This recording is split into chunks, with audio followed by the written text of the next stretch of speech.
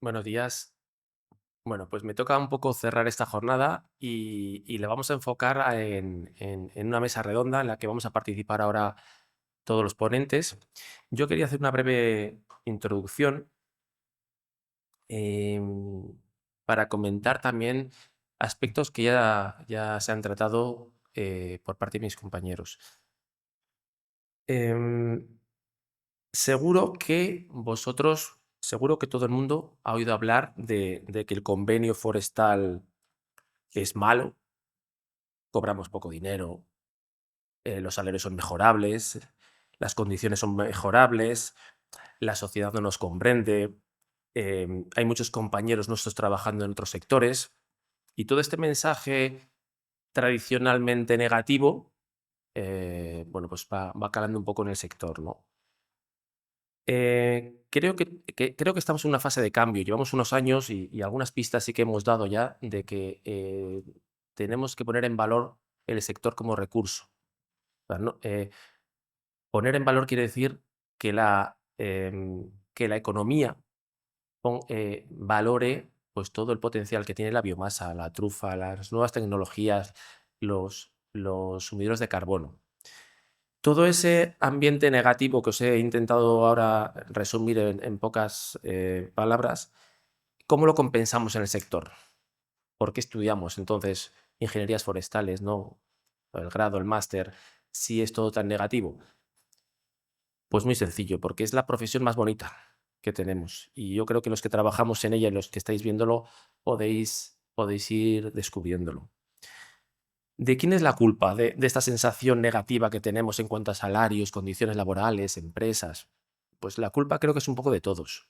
Es un poquito de la universidad, que hemos sido siempre muy lentos en evolucionar. Ha sido también un poco culpa de las administraciones. Nos hemos escondido muchas veces en el sector, en nuestro entorno más forestal, sin introducirnos en otros sectores, ¿no? No se ha desarrollado una red empresarial potente. Nos ha faltado también peso político, capacidad de decisión, ¿no? No ha habido nunca un ministro ingeniero de montes o ingeniero técnico forestal, y eso también creo que es algo que nos ha afectado. ¿Todo eso cómo se puede resolver? Bueno, pues se puede resolver con cosas que hemos comentado aquí. Ahora parece que la responsabilidad está en este lado de la mesa, pero os va a tocar a vosotros. Si no lo sentís ya, vais a tener esa responsabilidad. Y podéis decir, joder, vaya, nos estáis cargando una responsabilidad y no hemos empezado a trabajar. Pues sí, y si no haber estudiado ingeniero de caminos o alguna otra cosa aburrida, ¿no? Entonces, este sector tiene cosas muy buenas, pero tiene mucho trabajo por hacer y mucho esfuerzo. Pero hay recursos. O sea, somos un sector que tiene muchas oportunidades y que es lo que tenemos que poner en valor. ¿Cómo? Pues innovando, lo hemos puesto hoy también como ejemplo, diversificando nuestros trabajos, nuestros recursos, promocionando un sector privado, atrayendo inversiones, como decía Ángel, de otros sectores, fundamental, promoviendo una modernización y una tecnificación de las administraciones, como decía Rubén al principio. A nuestros montes es que no podemos hacer nada porque no hay gente para trabajar. Bueno, pensemos otra cosa, tecnifiquemos esos procesos, pongamos en valor la ciencia forestal, estamos en la universidad, no nos olvidemos nunca de la importancia de nuestra trayectoria como ingenieros de montes, dinamicemos los recursos forestales, usemos las nuevas tecnologías. ¿eh? Bueno, todas esas son oportunidades que estamos poniendo hoy en la mesa y que son reales, ¿no? Y un ejemplo de ello, os voy a poner una lista de varias personas. Yo me han delegado una responsabilidad que es hacer una sección en la revista Montes del Colegio Federal de Ingenieros de Montes que se llama Innovadores y Emprendedores. Es una pequeña entrevista de 2 o 3 páginas en la que cada número busco un emprendedor, un innovador y le hago preguntas, ¿no? De cómo ve el sector, de cómo ve el futuro, de por qué ha estudiado esto, por qué se ha metido en este lío. Bueno, pues cuando empecé hace 2 años tenía las dudas, ¿no? De cómo iba a tener la respuesta a nivel del sector, a nivel del colegio, y si iba a encontrar suficientes personas interesantes. Bueno, pues la respuesta es que sí que tengo suficientes personas interesantes y que lo voy a tener durante varios años o muchos años, ¿no? Y os voy a poner simplemente unos ejemplos muy rápidos. Toda esta información están en la revista Montes desde hace 2 años. Es una revista trimestral que se reparte a los colegiados y os pongo ejemplos. La primera entrevista que hice fue a Diego Cuasante Corral, que es una persona que estudió aquí también Ingeniería de Montes y que tiene una empresa que se llama Atlas. ¿Cuál fue su innovación? Pues fijaros, utilizar toda la tecnología LIDAR y vuelos con helicóptero, pero trasladar su uso a la prevención de problemas en líneas eléctricas. Y de repente las líneas eléctricas descubrieron cómo trabajábamos los ingenieros de montes a nivel de vegetación y lo aplicaron a su sector. Un sector en el que hay un montón de dinero y un montón de trabajo.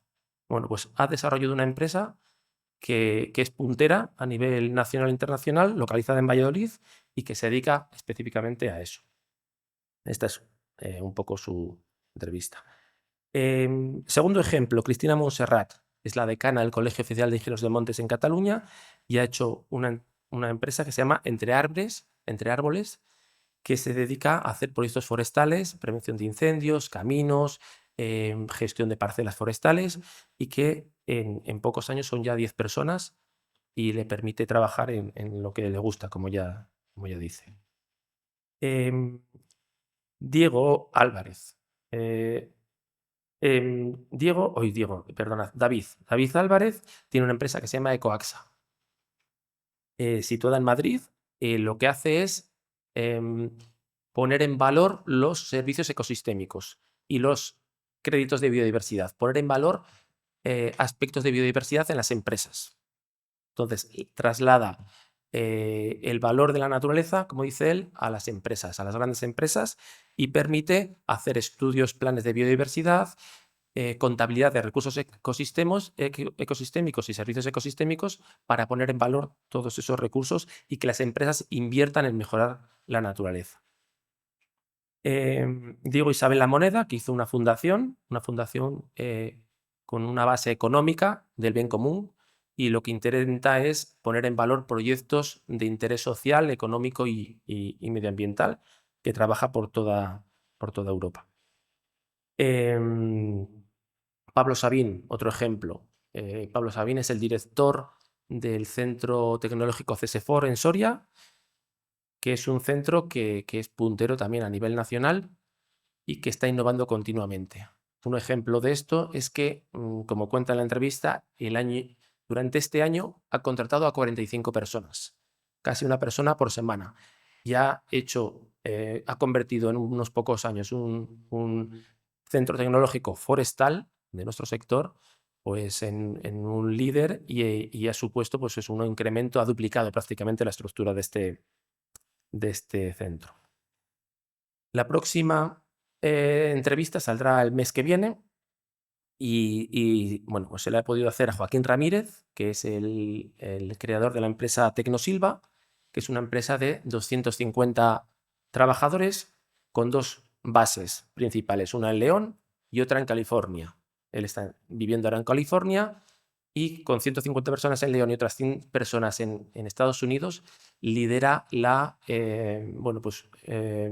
trabajo de previsión de incendios forestales, de analítica de incendios forestales en satélites y lidera, pues eso, a nivel mundial prácticamente una herramienta muy, muy importante. Entonces, simplemente os quería transmitir ejemplos, más allá de los que tenemos aquí en la mesa y que ahora hablaremos con ellos, de cómo el sector tiene oportunidades y lo que tenemos que hacer es trabajar un poco en poner en valor lo que ya tiene el sector. Entonces, vamos a pasar ahora mismo a esa mesa redonda. Me voy a sentar con mis compañeros y tras un breve turno de preguntas rápidas, os dejaré también turno a los demás. Bueno, pues os veo un poco serios, no sé si os he asustado o venía a animaros, pero no sé si os he asustado. La primera pregunta que voy a hacer un poco muy rápidamente a mis 4 compañeros para que me respondan brevemente, creo que alguno de ellos ya lo han comentado, es ¿qué oportunidades ven en nuestro sector en los próximos 5 años? Por ejemplo, a corto plazo, que es un poco donde vosotros vais a introduciros en el sector. Empezamos con Rubén, por ejemplo. Buenos días. Yo dentro de la parte que domino, vamos, de lo que yo sé, donde más trabajo veo es en la modernización de las explotaciones forestales. Todos aquellos que os atreváis a emprender en este sector tendréis trabajo porque vamos a aumentar el consumo de biomasa forestal en Castilla y León en los próximos años como mínimo un 20% anual.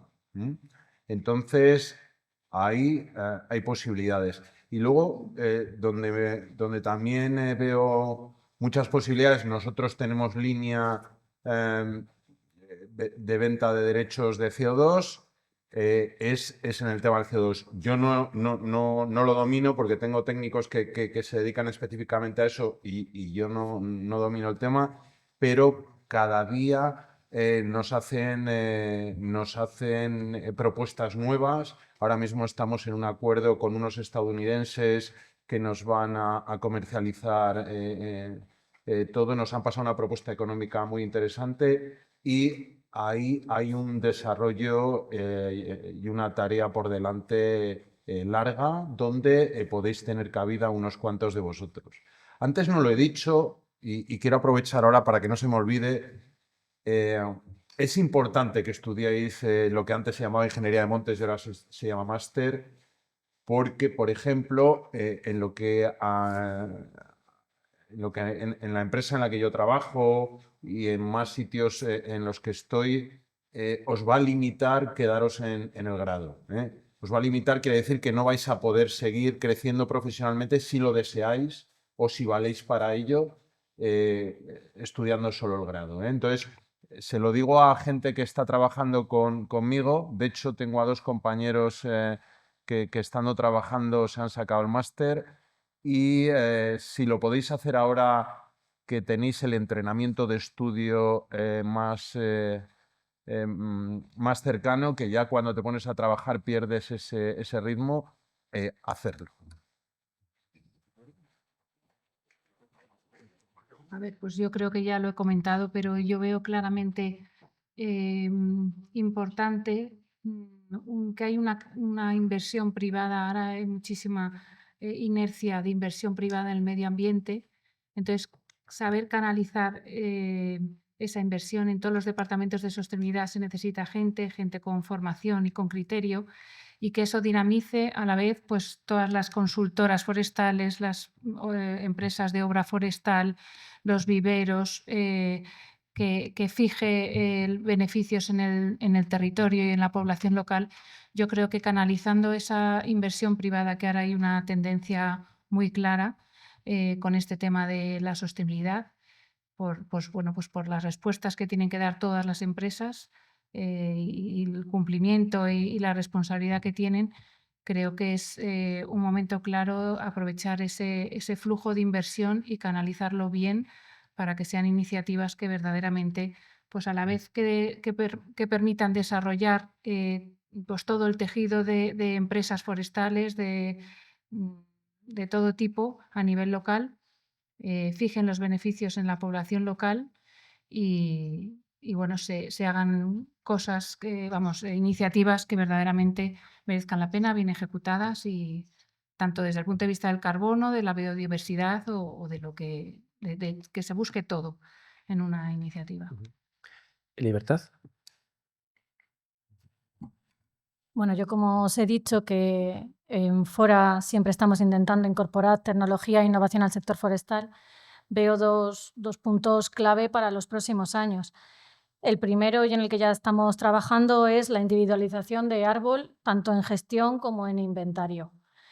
Ahora mismo ya con los sensores LIDAR, que va ya a salir el nuevo PNOA 3, y la cantidad de puntos que tienen por metro cuadrado y la capacidad que tenemos de análisis masivo de datos, vamos a poder trabajar a nivel de árbol individual, que además es algo que necesitamos viendo cómo están nuestros montes ahora muchas veces sufriendo, ¿no? por el cambio climático.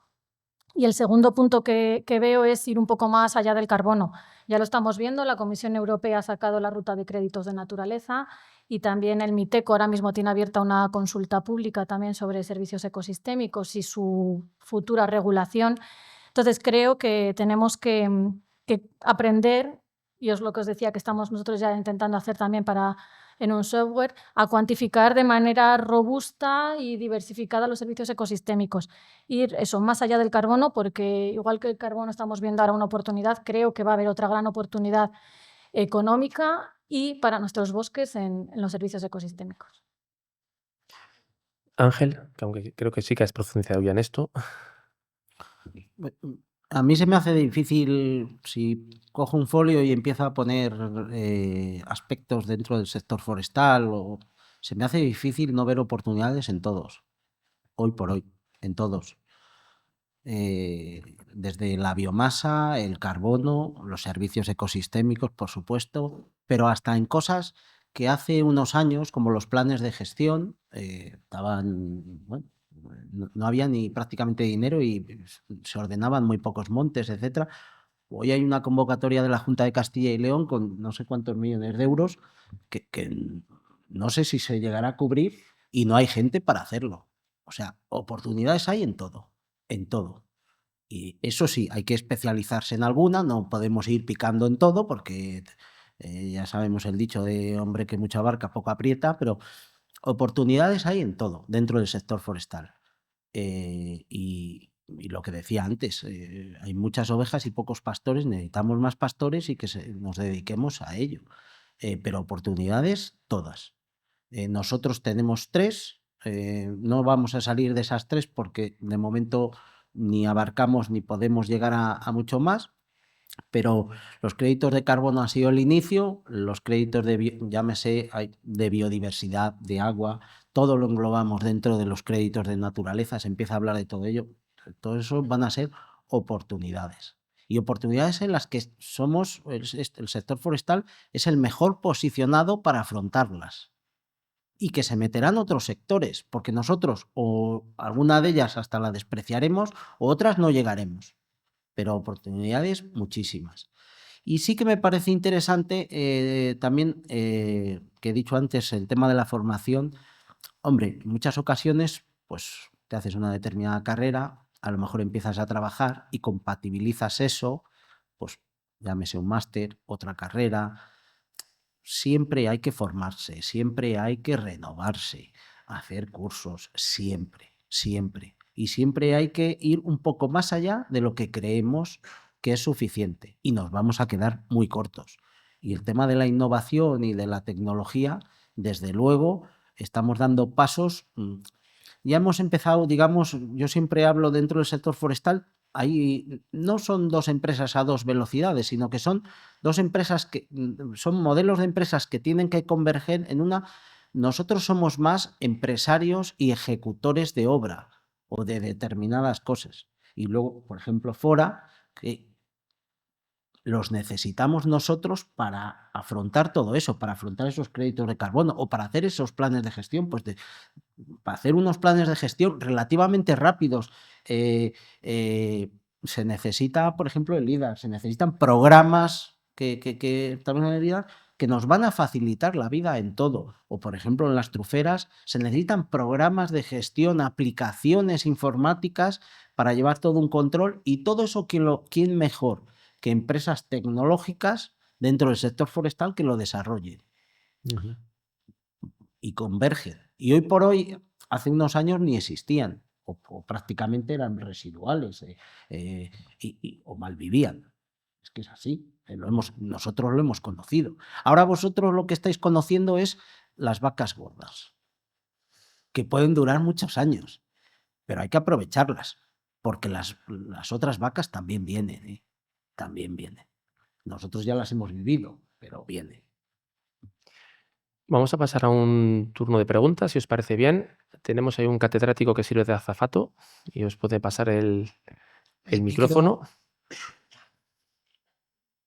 ¿Hay alguien que se anime? Luego no se os ocurran las dudas cuando acabemos, que suele pasar. Les hemos aburrido demasiado. Sí, o les hemos convencido demasiado. Aprovechad que es para vosotros. Empezamos por aquí abajo, luego continuamos aquí con un compañero. Hola, yo quería preguntar sobre todo, igual es porque no he llegado al máster de Montes, me quedé en forestales y tiré al Data Forest, pero quería preguntar sobre la visión a futuro de los planes sobre los créditos de carbono. ¿Qué pasa con esas masas cuando ya han llegado a un estado en el que no son tan rentables en cuanto a absorción de CO2? Bien, es una pregunta muy específica. Nuria, ¿te atreves? A ver, me voy a atrever. Bueno, precisamente por lo que tenemos que luchar nosotros es por no solo buscar ese objetivo de absorción de CO2, sino buscar todos esos servicios ecosistémicos que nos puede producir el monte. Entonces, que esa absorción de CO2 sea uno de los beneficios, que ya de por sí todos nuestros bosques están absorbiendo CO2. No hay que plantar para que se absorban. Entonces, tenemos que luchar para que en esos créditos de CO2 se incluyan, por lo menos desde mi punto de vista, la gestión de nuestros montes, porque es súper importante. El mensaje es que no solo hay que plantar un árbol para obtener créditos de CO2, sino que hay que conservar las masas y hay que hacerlas más eficientes desde el punto de vista de la absorción y de la conservación.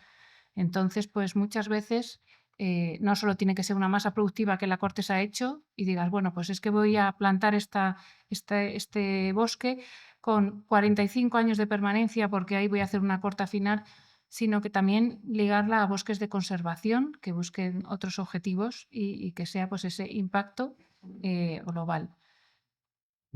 Van a seguir absorbiendo CO2 aunque tu periodo de permanencia haya terminado si tú, pues... ¿El resto? ¿Quiere Ángel? Voy a decir algo porque el tema de CO2, pues para mí lo más importante del CO2 es que tal y como se está desarrollando, permite generar unos ingresos inicialmente, que es cuando un monte, entre comillas, no los genera.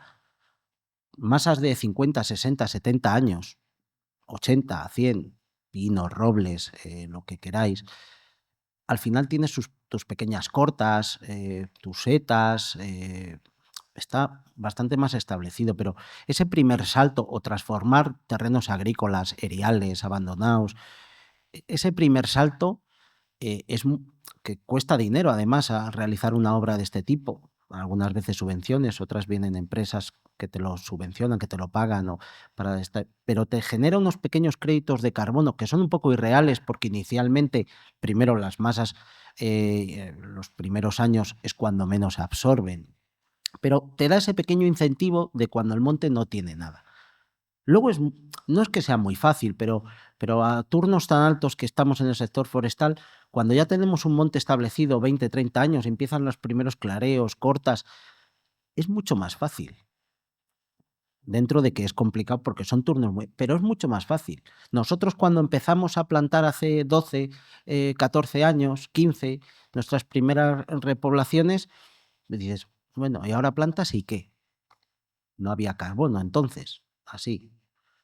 ¿Qué pasa? Que 15 años después, pues uno de los expedientes de los que hicimos ya tiene unos crecimientos bastante importantes y ya estás pensando en hacer un pequeño clareo, ese primer clareo que no va a suponer, no nos va a suponer coste, tampoco ingreso, pero ya está funcionando el monte, ya es otra cosa. Ese inicio, esa energía de activación, vamos a denominarla, que ya no solo es carbono, biodiversidad, créditos de agua, créditos naturales, lo que queramos asociado, es que es una energía de activación muy, muy, muy interesante.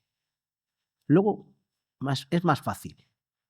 No es que sea, pero es más fácil. Yo quería añadir otra cosa en cuanto a esto de los créditos de carbono, y es que es cierto que es una oportunidad para el sector, pero también para los ayuntamientos. Por ejemplo, como os he dicho, asesoro a Cruz Roja, y digo esto porque he estado esta mañana viendo una plantación que tenemos en Reynoso de Cerrato, y, por ejemplo, Cruz Roja hace plantaciones a fondo perdido, digamos, ellos ponen el dinero y no van a especular. Es una de las cosas que se comprometen en los convenios con los ayuntamientos. Los créditos que generen las plantaciones que haga Cruz Roja siempre van a ir para compensar la propia huella de Cruz Roja, nunca van a vender.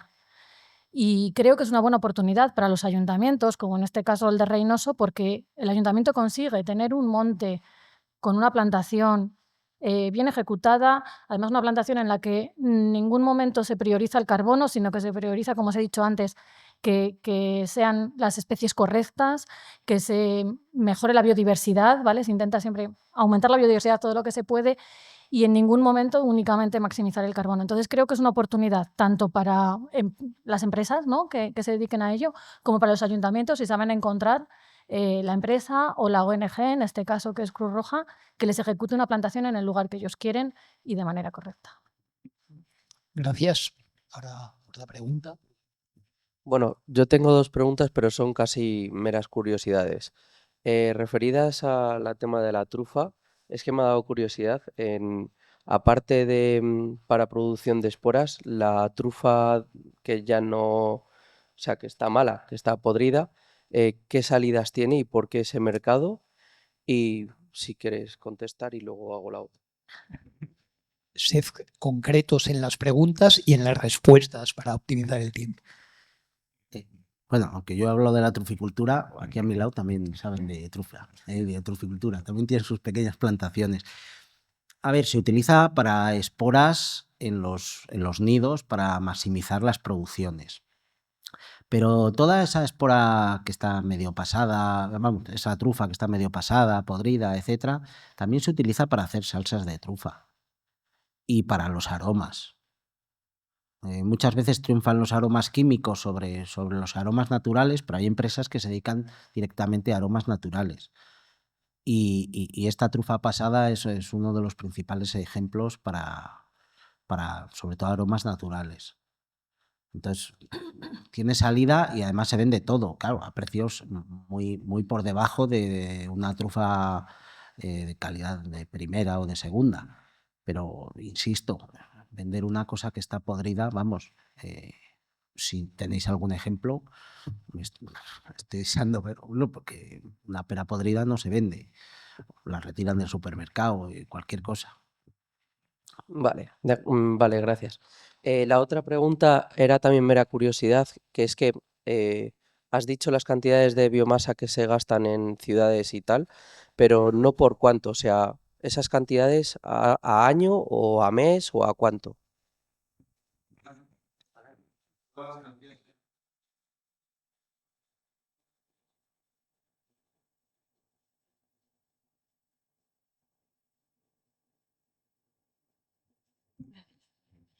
Yo quería preguntar en cuanto al sector forestal internacional, si existe realmente una interacción como de vuestras empresas también de cara al sector internacional y para ver nosotros qué salidas podemos tener o qué oportunidades tenemos que aprovechar más. ¿Quién se anima?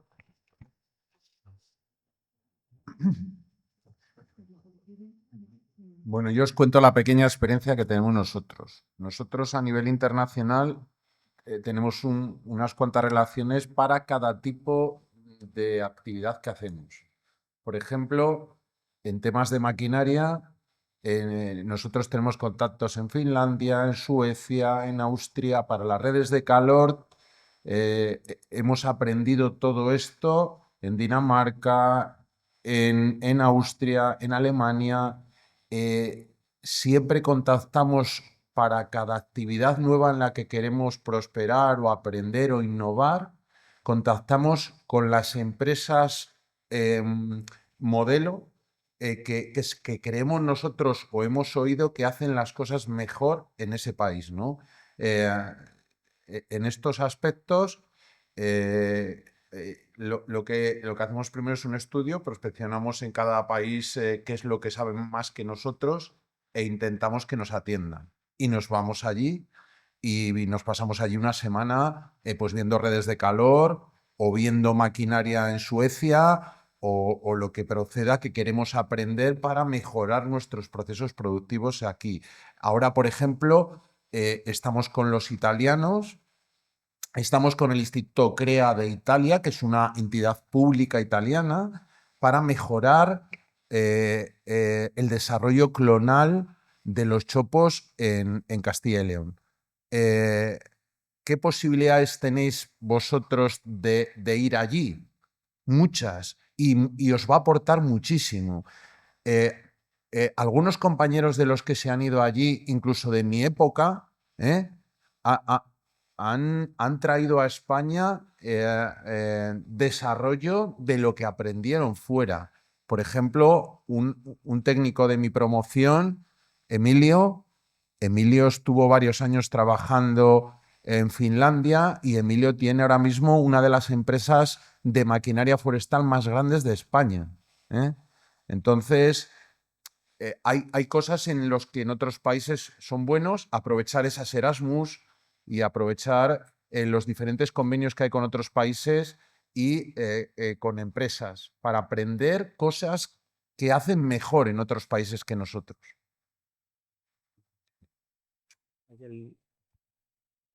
Mientras te llevan el micrófono, el mundo del carbono igual, o sea, hay muchos países trabajando estándares nacionales, hay estándares internacionales y dentro del carbono también hay mucha oportunidad, tanto ya sea como conservación como sea creación de nuevas masas en muchos países del mundo.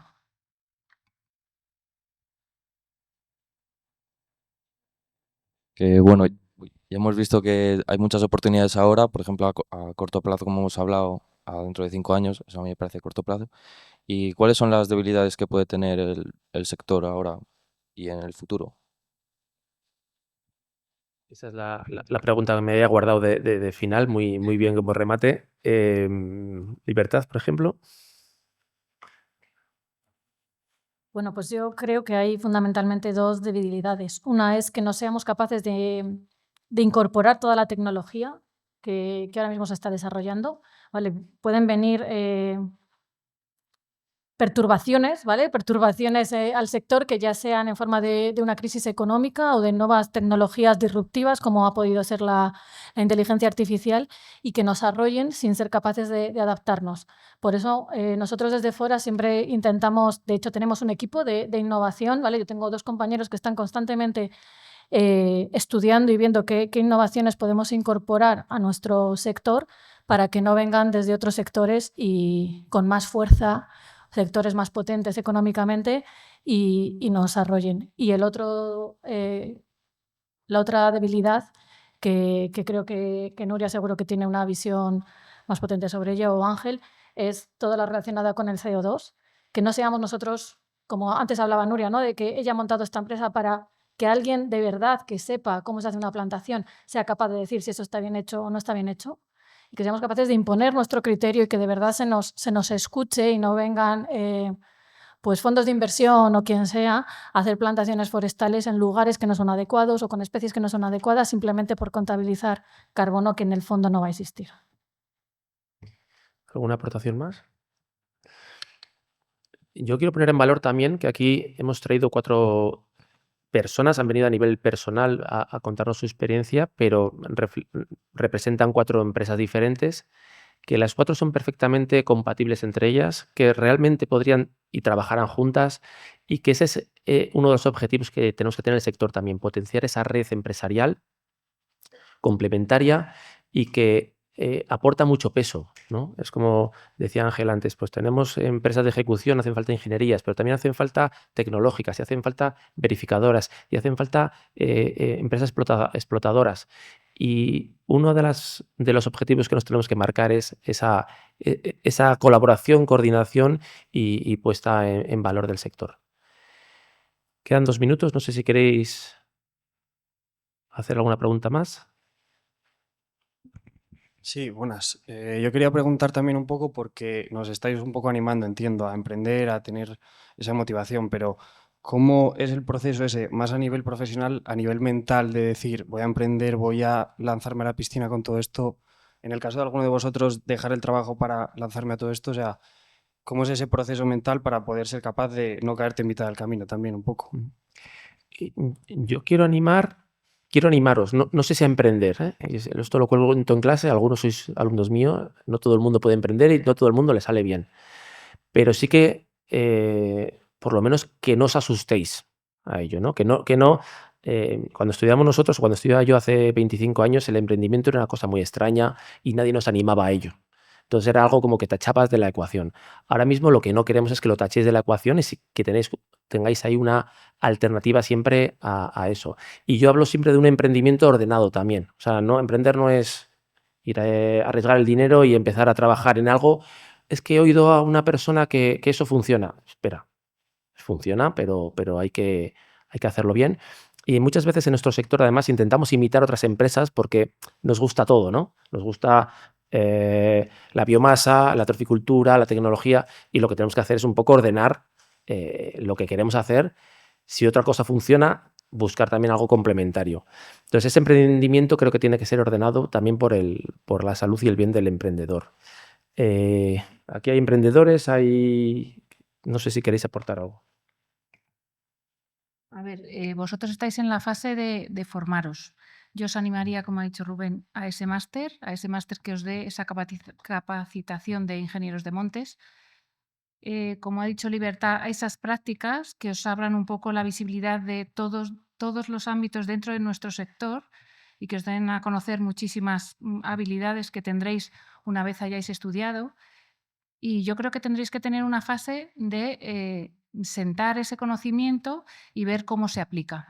Y dentro de esa evolución, seguro que, bueno, pues en algún momento os surgirá que identifiquéis una necesidad o también, pues eso, para conciliar vuestra vida personal. Hay gente que no emprende, que está toda su vida en una empresa, pero sí que es bueno esperar ese momento adecuado, sobre todo eso, con estudio, conocimiento, y ya a lo largo de vuestra trayectoria yo creo que esa necesidad o se ve o no se ve. A lo mejor no emprendéis y estáis siempre, pero bueno, siempre con ese afán de crecer, de innovar, y si se ve una necesidad y ahí valoráis esa oportunidad, pues animaros. Pero vamos, yo creo que toda la mesa os animamos porque verdaderamente hemos vivido otra fase del sector forestal.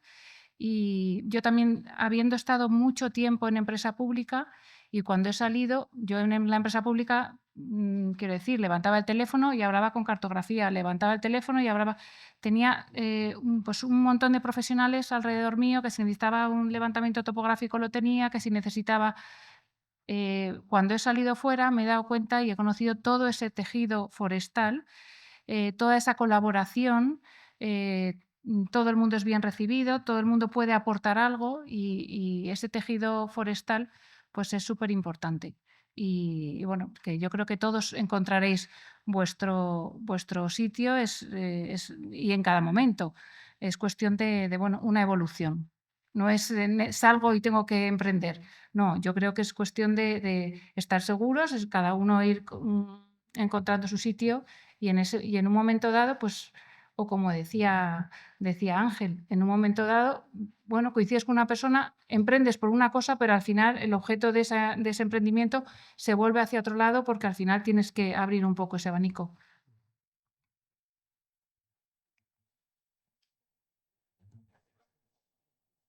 ¿Alguna aportación más?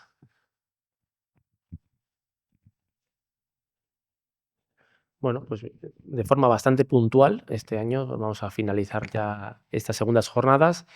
Espero que os hayan aportado ideas, que os hayan animado, que os hayan dado una visión real del sector forestal. Nosotros vamos a empezar ya a pensar en el próximo año para que también haya esa diversidad de ponentes y un poco continuemos en esta misma línea. Muchas gracias.